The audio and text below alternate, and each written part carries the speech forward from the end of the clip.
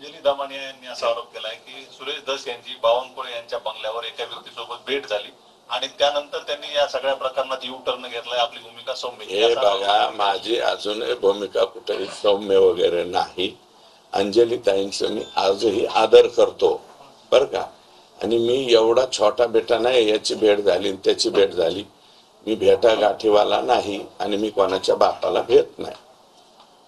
अण्णा महादेव मुंडे हत्या प्रकरणामध्ये आरोपी अटक नाहीत, त्यामुळे आता ज्या ज्ञानेश्वरी ताई आहे त्या एसपीची भेट घेऊन उपोषणाचं त्यांनी इशारा दिलेला आहे.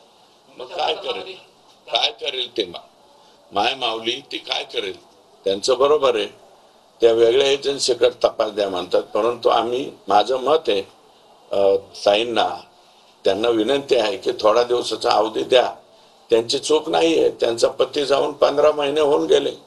आता हे 16वा महिना लागला. 16 महिन्यामध्ये पण आता एसपींनी DYSP आणि LCB अशा पद्धतीची हे चौकशी लावलेली आहे. आणि ज्या दिवशी एसपींनी चौकशी लावली त्या दिवसापासून एक 10 ते 12 का 16 जण परळीमधनं गायब आहे. ते जे लोक गायब आहेत ते सापडतील, ते कुठे जाणार नाही.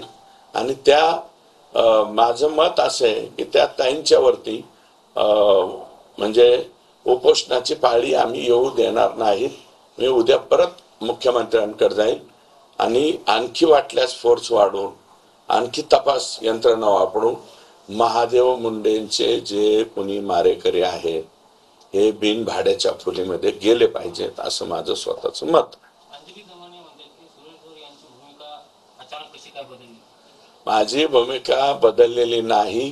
कालही तीच आहे, आजही तीच आहे, उद्याही तीच राहील आणि परवाही तीच राहील. कोणत्या दोन्ही बाबतीत, संतोषच्या दोन्ही तिन्ही घटनांच्या बाबतीत राहील. संतोष देशमुख, सूर्यवंशी आणि महादेव मुंडे या तिघांच्या बाबतीतही माझी एकच भूमिका राहील शेवटपर्यंत. हे ज्यांनी यांचा जीव घेतलेला आहे ते फासावरती गेले पाहिजे. पंकजा मुंडे यांनी आज वक्तव्य केलं.